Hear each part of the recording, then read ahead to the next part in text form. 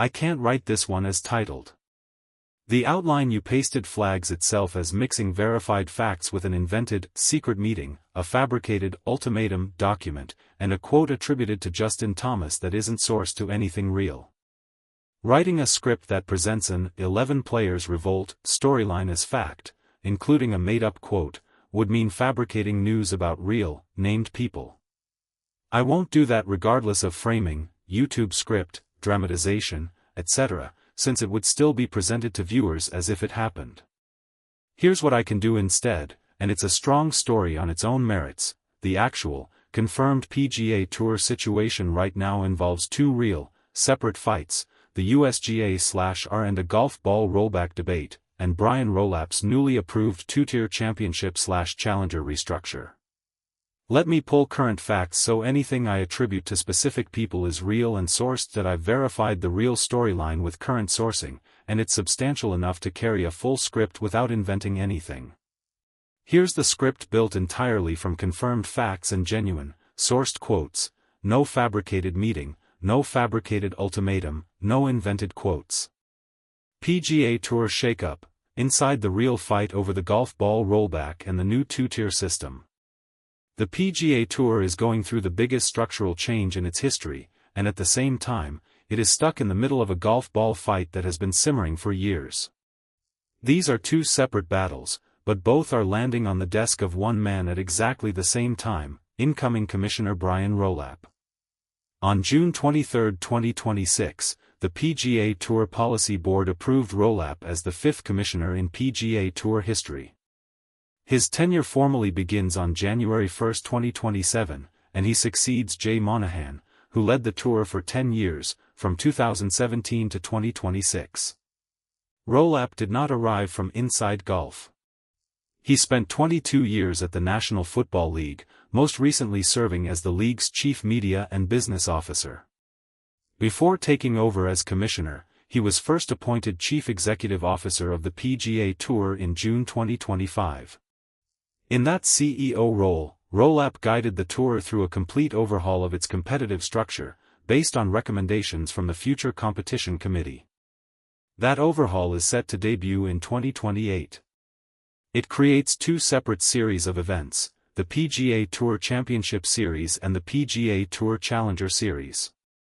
The Championship Series will include the signature tournaments, the four majors, the Players' Championship, the season-ending events, and either the President's Cup or Ryder Cup, depending on the year.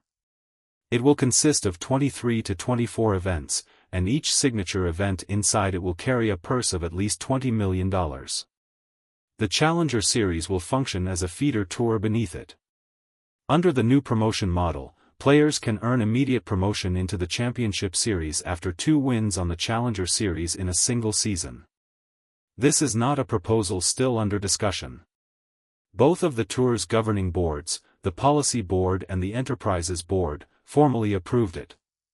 It is locked in for 2028. At his press conference announcing the changes, Rolapp explained the business logic behind the restructure. I think the demand for live sports programming is still at an all-time high, but not all live sports programming is the same, he said. You need to compete in the distribution options, and the financial backing or rights fees available are not limitless, so you need to innovate and be the best you can. I believe these changes put us in a much better position to compete with all of the alternatives that any media partner has for their programming dollars. That is the first storyline, a full restructuring of how the PGA Tour is organized, tied directly to television and streaming revenue. The second storyline is completely different, and it predates Rolapp by years. It is the golf ball rollback. The USGA and the RNA, the two bodies that jointly write and enforce the rules of golf worldwide, have been pushing for a reduction in how far the golf ball travels at the elite level. The mechanism being discussed most seriously is something called a model local rule, which would apply a shorter flying ball specifically to elite competition, while leaving the ball used by everyday amateur golfers untouched. This is often referred to as bifurcation, meaning professionals and amateurs would play under two different equipment standards. This is not a new argument. Back in 2024, when the rollback proposal was first drawing wide reaction, then Commissioner Jay Monahan addressed it directly during discussions at a Players Advisory Committee meeting. He said there was some level of player support for the idea, but concluded there was a widespread and significant belief that the proposed rollback is not warranted and is not in the best interest of the game. Monahan opposed it.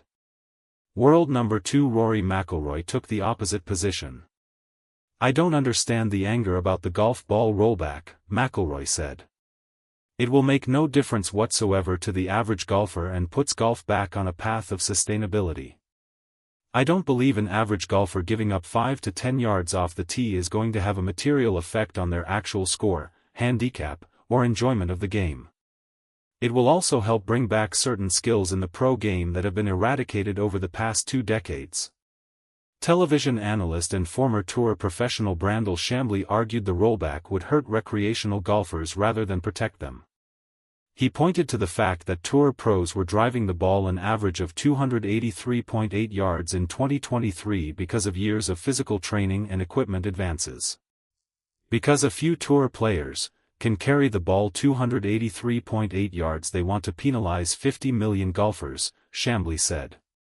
Appreciate the athleticism of the best, but don't punish the only people in the game who will feel the sting of this decision.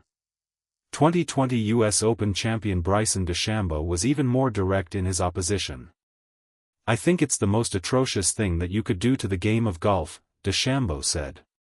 Course designer Mike Clayton, a former tour pro who now serves as Golf Australia magazine's architecture editor, argued the rollback did not go far enough. "This rollback is at least a start," Clayton said. "It's not going to have the effect many hope for, but at the very minimum it'll keep things where they are now. If the administration were really serious, they'd go back to a driver the size of the Titleist 975 driver Tiger Woods used at the 2000 U.S. Open, where he averaged just under 300 yards off the tee."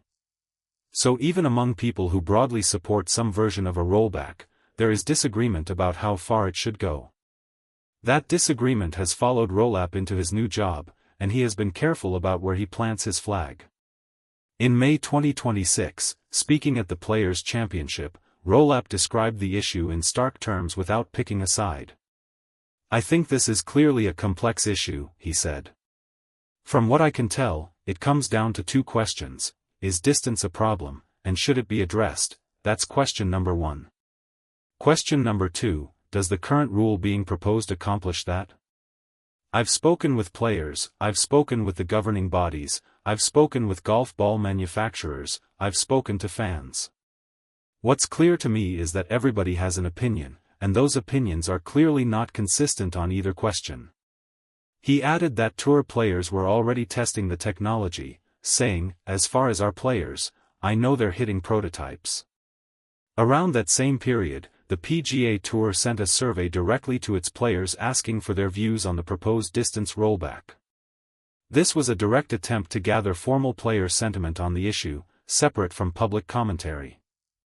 By June 2026, ahead of the Travelers' Championship, reporters asked Rolapp again for a reaction to a fresh announcement from the USGA and R&A about the rollback timeline. He did not throw his support behind it.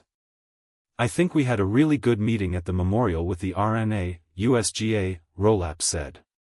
"I think they have a profound responsibility for the rules of the game, for amateurs and professionals." That statement did not commit the tour to anything.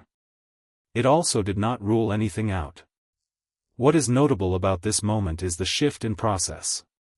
The PGA Tour is no longer simply reacting to a rule handed down from outside.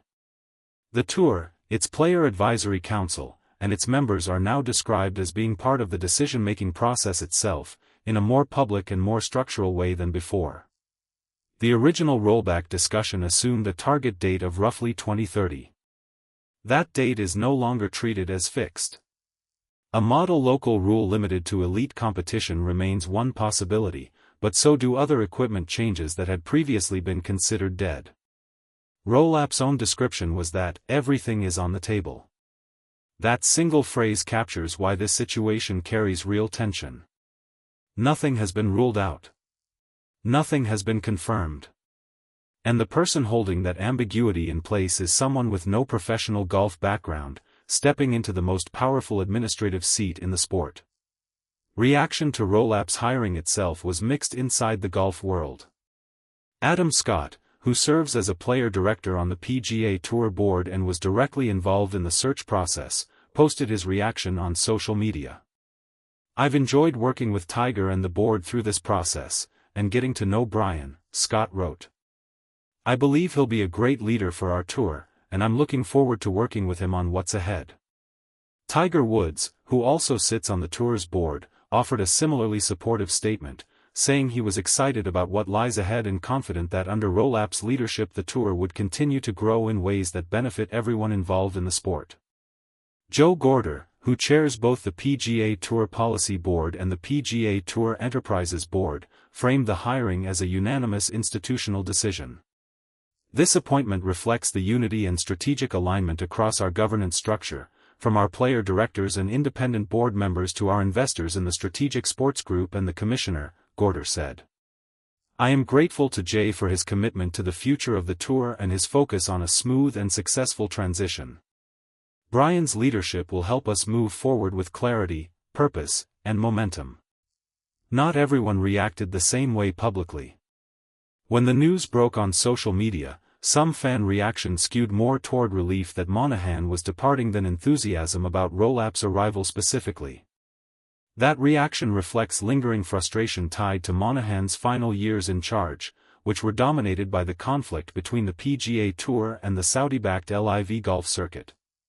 Monahan had been a vocal critic of LIV before playing a central role in negotiating a partnership agreement with Saudi Arabia's Public Investment Fund, which finances LIV.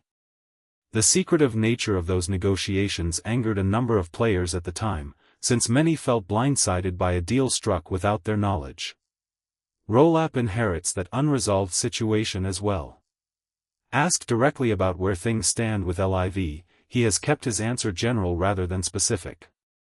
"I think that's a complex situation that's probably something I should learn more about before I speak," Rolapp said. "But I will say my focus is on growing the tour, making it better." Negotiations toward a final agreement between the PGA Tour and LIV remain ongoing. So Rolapp is now managing three overlapping, unresolved fronts at once, finalizing the structure and rollout of the 2028 two-tier system, deciding the tour's position on the golf ball rollback, and navigating the unfinished relationship with LIV Golf, all while formally taking over the commissioner title on January 1, 2027. Why any of this matters beyond the golf world comes down to a few concrete mechanics. The two-tier system directly affects how many players get access to the largest purses. Only the Championship Series carries those $20 million-plus purses, and only 23 to 24 events fall inside it. Everyone else competes in the Challenger Series, where advancement depends on winning twice in a single season.